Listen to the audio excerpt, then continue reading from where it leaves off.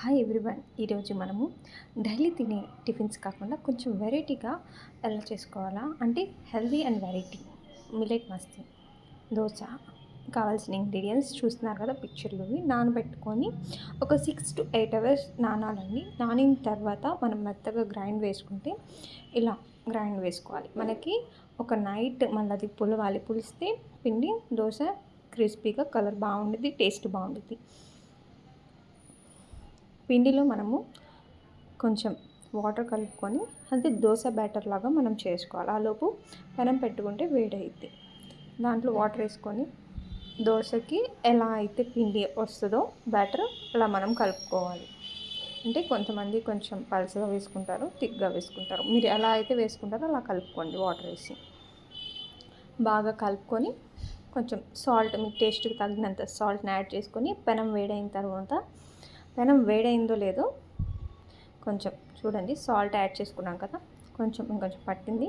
Salt add చేసుకొని అలా పెనం బాగా వేడైంది చూసుకున్నాం కదా.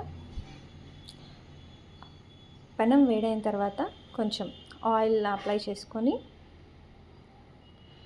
పెనం బాగా కాగిన తర్వాత ఆయిల్ అప్లై చేసి ఒక 1 minute అలా ఉంచండి. కొంచెం ఆయిల్ హీట్ అయింది.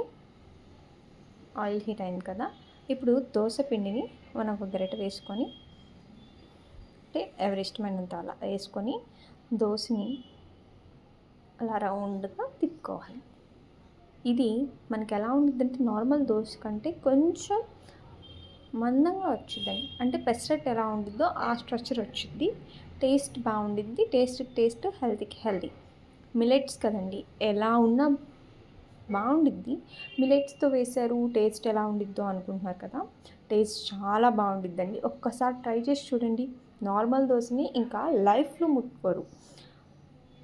నార్మల్ దోశ కంటే 100 times చాలా బాగుండిద్ది. ఇలా మీరు ఎన్ని దోశలు కావాలంటే అలా వేసుకొని చూడండి. ఎలా గోల్డిష్ కలర్ ఎలా బాగుందో, క్రిస్పీగా ఉండిద్ది. టేస్ట్ చాలా బాగుంటుంది.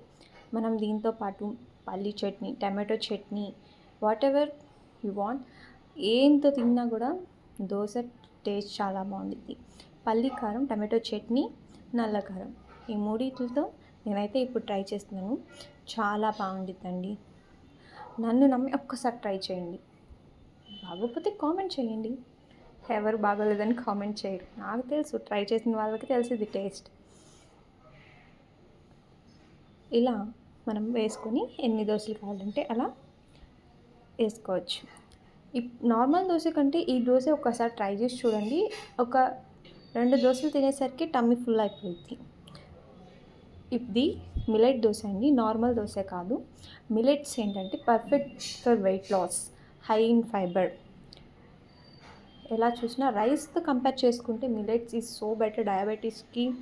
కానీ డయాబెటీస్ ఉన్న వాళ్ళైతే ఇది చక్కగా టేస్ట్లెస్ ఫుడ్ కంటే టేస్ట్ ఉన్న ఫుడ్ అది కూడా హెల్దీలో తింటాం.